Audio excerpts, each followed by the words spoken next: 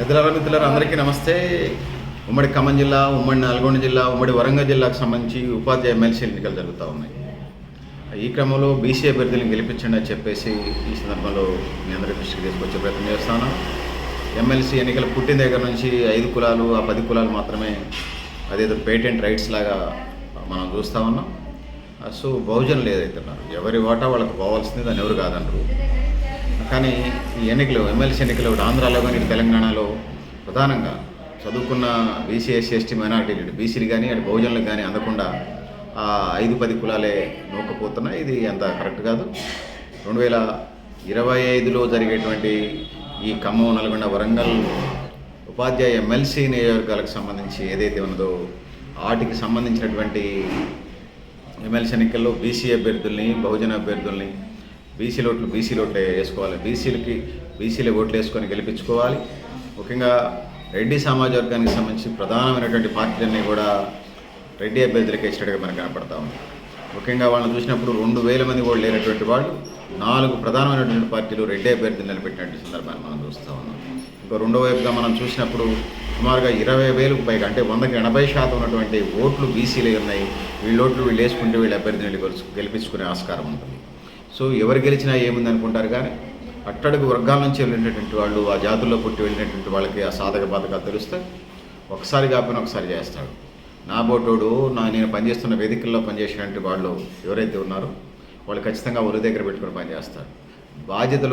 బరువు బాధ్యతలు లేనప్పుడు మామూలుగా డైలీ రొటీన్గా వెళ్ళి ఉండొచ్చులే, కానీ ముఖ్యమైన బాధ్యతలు వచ్చినప్పుడు వాళ్ళు దగ్గర పెట్టుకునే రోజుకు ఆ రోజు ఆ విధంగా ముందుకు పోవడానికి ఆస్కారం ఉందని తెలియజేస్తూ ఉన్నాను. ఇక్కడ నేను చెప్పదలుచుకుంది ఏంటంటే, ముఖ్యంగా ఈ దేశంలో 100కి 30%, ఈ రాష్ట్రంలో 100కి 30% బీసీలు అందరూ కలిపితే 100కి 30% ఈ రోజుకి అభివృద్ధి కాలేదు. ఈ 30 మందిని ముందు పెట్టి 70% మంది ఉన్న పేదరికాన్ని కనిపించకుండా చేస్తున్నారు. సంతులిత అభివృద్ధి, సమగ్ర అభివృద్ధి, సంపూర్ణ అభివృద్ధి అని మనం చెప్పుకుంటూ ఉంటాము. మరి ఈ 70% మంది, ఆ 30% మందితోనూ ఈ 70% మంది అభివృద్ధి చెందాలని ఇక్కడ తెలుసుకున్నాను. నా రజక కులానికి సంబంధించి వచ్చినప్పుడు 100కి 9% డెవలప్ అయ్యారని పుట్టుస్వామి కమిషన్ రిపోర్ట్ చెప్తా ఉంది. మంగళ సమాజ వర్గం అంటారు, బార్బర్ సమాజ వర్గం అంటారు, నాయి బ్రాహ్మణ సమాజ వర్గం అంటారు. వాళ్ళు 100కి 7% డెవలప్ అయ్యారు తెలంగాణ రాష్ట్రంలో. మునూరు కాపులు అంటారు, వాళ్ళు 100కి 29% డెవలప్ అయ్యారు. గౌడ్స్ అంటారు, వాళ్ళు 100కి సుమారుగా 13 నుంచి 17% మాత్రమే డెవలప్ అయ్యారు. మిగతా ఏదైతే ఉన్నారో 70% పైగా, 80%కి పైగా వాళ్ళు వెనకబడే ఉన్నారు. సో అట్లా 100కి తీసినప్పుడు వీళ్ళు ఓవరాల్గా బీసీ ఉపకులాలు, ఒడ్రె సమాజ వర్గం 100కి 3% అభివృద్ధి చెందింది. ఇక సంచార జాతులకి ఈ రోజుకి సంచార జాతులకు సంబంధించి ఈ రోజుకి కూడా ఆధార్ కార్డులు, రేషన్ కార్డులు లేనటువంటి సందర్భాన్ని మనం చూస్తూ ఉన్నాం. దీనికోసం స్వాతంత్రం వచ్చి 78 సంవత్సరాలు మాకు మహనీయుల మీద మాకేమీ రెండో అభిప్రాయం లేదు. ఉన్నది ఒకటి అభిప్రాయం, వాళ్ళంటే మాకు వెళ్ళలేని గౌరవం. తొలితరం స్వాతంత్ర సమరయోధులు, కొన్ని అభిప్రాయ భేదాలు ఉండొచ్చు. చారిత్రకంగా మన పూర్వీకులు, తాతలు, ముత్తాతలు కాబట్టి చర్చలు చేస్తాం, అందులో తేడా ఏం లేదు. మా తాత ఆస్తి సంపాదించాడరా, మా తాత ఆస్తి సంపాదించలేదురా, మా తాత తాగి తగలేసాడరా, మా తాత పచ్చడితో తిని సంపాదించాడని కుటుంబాల్లో చర్చించుకుంటాం. అట్లనే దేశానికి సంబంధించిన అంశాలు, రాష్ట్రానికి సంబంధించిన అంశాలు, ప్రజలకు సంబంధించిన అంశాలు వచ్చినప్పుడు ఖచ్చితంగా డిస్కషన్ చేస్తాం. ఎవరు పనిచేశారు, ఎవరు ఎందుకోసం పనిచేశారు చర్చిస్తాం. దాని మీద నిజ నిర్ధారణకు వస్తాం. దాని పట్ల ఎవరు ఎక్కువ ఈ దేశ ప్రయోజనాల కోసం పాటుపడ్డారో చేస్తాం. ఈ దేశం కోసం అహర్నిశలు శ్రమించిన వాళ్ళని, గుండె ఎడం పక్కన ఉంటుంది కదా, ఇటు కుడి పక్క, ఇది ఎడం పక్క, ఈ ఎడం పక్కన ఉంటుంది కదా గుండె, ఈ గుండెల్లో పెట్టుకొని చూసుకుంటాం. మేము చూసుకోవడమే కాదు, భవిష్యత్ తరాలకు సంబంధించి మా పిల్లలు, వాళ్ళ పిల్లలు, 3వ తరం, 4వ తరాలు, భవిష్యత్ తరాలకు కూడా ఇదంతా చెప్తాం. అందుకోసం స్వాతంత్రం వచ్చి 78 సంవత్సరాలు అవుతున్న ఈ రాష్ట్రంలో కానీ, ఈ దేశంలో కానీ ఇప్పటికీ అభివృద్ధి జరగలేదనేది మేము చెప్పదలుచుకున్నాం. ఏదో రేషన్ కార్డులు ఇచ్చేసినాం, 6 కేజీల బియ్యం అంటే, అరే డెంగ్యూ జ్వరం వస్తేనో, మలేరియా జ్వరం వస్తేనో, టైఫాయిడ్ జ్వరం వస్తేనో అప్పులు పాలవుతూ ఉన్నాడు. ఈ దేశంలో ఉచిత విద్య లేదు, ఉచిత వైద్యము లేదు. రాజుల కాలంలో ఖచ్చితంగా ఇది చేసే పరిస్థితి మనం చూసాం. రాచరిక పరిపాలన చేసే రాజులు కూడా ఉచిత విద్య కోసం, ఉచిత వైద్యం కోసం వాళ్ళు ప్రయత్నాలు చేశారు. ఎందుకంటే మన నైజాం పరిపాలనలో, అంతకుముందు పరిపాలనలో అనేక వైద్యశాలలు మనం చూస్తూ ఉన్నాం. ఈ రోజుకి కూడా ఉస్మానియా లాంటి హాస్పిటల్స్ గతంలో రాజుల పరిపాలన జరిగింది. కానీ ఈజీ మనీ పాలసీకి అలవాటుపడ్డటువంటి రాజకీయ నాయకులు, అది వార్డు మెంబరు, గ్రామ సర్పంచు, ఎంపీటీసీ, జెడ్పీటీసీ, ఎంపీపీ, జిల్లా పరిషత్తు, ఎమ్మెల్యే, ఎంపీ దాకా ఎన్నికల్లో ఓట్లకి డబ్బులు, మందు, ఫ్రిడ్జ్లు, కూలర్లు, ఫ్యాన్లు, టీవీలు, తాయిలాలు అందజేసుకుంటూ ఆ విధంగా అక్రమ సంపాదనకి మళ్ళీ తిరిగి రిటర్న్స్ కోసం ప్రయత్నం చేస్తూ ఉన్నారు. మిమ్మల్ని ఎవరు పెట్టమన్నారు? రిటర్న్ కోసం ఎవరు ప్రయత్నం చేయమన్నారు? దీనికి ఉపాధ్యాయ ఎమ్మెల్సీలు దానికి అతీతం కాదనేది ఇక్కడ నేను చెప్పదలుచుకున్నాను. సో సోదరులారా, సోదరిమణులారా, సో అందుకోసం ఈ గోతికాడ నక్కలు ఎవరైతే ఉన్నారో ఈ గోతికాడ నక్కల పట్ల అప్రమత్తంగా ఉండండి. సోషల్ ఇంజనీరింగ్ జరిగి తీరాలి తెలంగాణ రాష్ట్రంలో, భారతదేశంలో. ఎవరెంత ఉంటే అంత తీసుకోండి అని మేము ఇక్కడ తెలియజేసుకుంటా ఉన్నాం. ముఖ్యంగా ఇక్కడ ఉన్నటువంటి కమ్మ, రెడ్డి సమాజ వర్గాలు తెలంగాణ, ఆంధ్రప్రదేశ్లో వాళ్ళు ఇక్కడ ఓసీలుగా ఉన్నారు. అంటే ఆ రోజు సర్వే జరిగేటప్పుడు, ఆ కమిషన్ వచ్చినప్పుడు, వాళ్ళ యొక్క ఆర్థిక, రాజకీయ, సామాజిక స్థితిగతులు చేసినప్పుడు వాళ్ళు ఫార్వర్డ్ క్యాస్ట్గా ఉన్నారు. ఈరోజు వాళ్ళు ఓసీ అయ్యారు. కానీ వీళ్ళంతా మనం దక్షిణ భారతదేశంలో, ఉత్తర భారతదేశంలో ఉన్నప్పుడు మీ మైనారిటీలోనో, తక్కువ కులంలోనో బీసీ సర్టిఫికెట్లు తీసుకుంటా ఉన్నాం.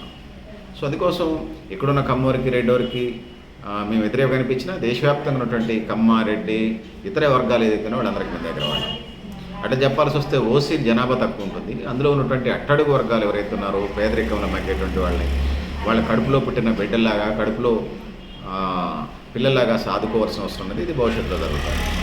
అందరినీ మాకు సామాన్యమైనటువంటి ఓసీలు, సామాన్యమైనటువంటి ఓసీ ఉపకులాల మీద మాకు కోపాలేమో, వాళ్ళు వ్యవసాయమో, వ్యాపారమో, లేకపోతే వ్యవసాయ కూలీగానో, లేకపోతే రోజువారీ పనిగా వేతనాలుగో, ప్రైవేట్ కంపెనీలనో, ప్రైవేటు సంస్థలలోనో రోజు పనిచేసుకుని బతుకుతూ ఉన్నారు. వాళ్ళ మీద మాకు కోపాలు లేవు. వాళ్ళంటే మాకు అభిమానం ఉన్నది, ఆప్యాయత ఉన్నది, ప్రేమానురాగాలు ఉన్నాయి. సో తోడబుట్టినోళ్ళలాగా, కడుపును పుట్టినోళ్ళలాగా చూసుకోవడానికి మాకు అభ్యంతరాలు లేవు.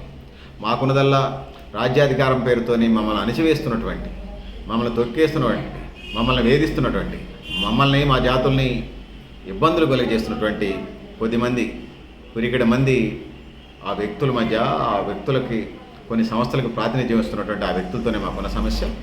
బీసీ సమాజం, బీసీ ఉద్యోగ సంఘాలు, బీసీ ఇంటలెక్చువల్స్, బీసీ మేధావులు దీన్ని ఐడెంటిఫై చేశారు. దాని మీద తర్జన భర్జన జరుగుతుంది. సో ఖచ్చితంగా దీనికి పరిష్కారం అయితే ఉండదని నమ్ముతా ఉన్నాను. నేను చదువుకునేటప్పుడు దేశం అట్లా నడుస్తుంది అనుకున్నాను. తర్వాత పాలిటిక్స్లోకి వచ్చినప్పుడు వీళ్ళ వల్ల నడుస్తుందేమో అనుకున్నాను. పాలిటిక్స్ నుంచి బయటకు వచ్చినప్పుడు ఇంకా చూస్తే వీళ్ళకి అతీతంగా చాలామంది సోషల్ వర్కర్స్ దేశవ్యాప్తంగా చాలా సామాన్యమైనటువంటి సాదాసీద జీవితం గడుపుతూ ఉన్నారు. నేను సినిమాకి వెళితే నేను బాల్కానికి వెళ్ళేవాడిని స్టూడెంట్ లైఫ్ అంతా. సో సోషల్ వర్కర్స్ కొద్దిమంది కూర్చున్నప్పుడు, ఒక 3-4 కూర్చున్నప్పుడు నాకు ఒక లైఫ్ స్టైల్ చెప్పారు, ఎక్కడికి, ఏ టికెట్కి వెళ్ళాలి అనే దానికి వచ్చినప్పుడు. ఇప్పటికీ నేను దాన్ని పాటిస్తూ ఉన్నాను. సినిమాయే కాదు, జీవన విధానానికి సంబంధించి, డ్రెస్ కోడ్కి సంబంధించి, మరీ పూర్ పీపుల్ లాగా, మరీ ఐఫైగా కాకుండా ప్రజల్లో మెర్జ్ అయిపోయేలాగా ప్రయాణం చేయమని చెప్పారు. అవి పాటిస్తూ ఉన్నాను. ఉతికిన బట్టలు వేసుకుంటాం, వీలుంటే ఇస్త్రీ చేసుకుంటాం, లేకపోతే లేదు, అదొక అట్లా ఉంచండి.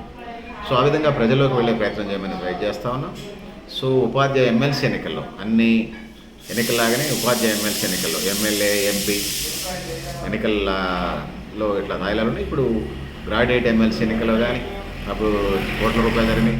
ఉపాధ్యాయ ఎమ్మెల్సీ ఎన్నికల్లో కూడా డబ్బులు పంచే కార్యక్రమాన్ని శ్రీకారం చుట్టారు.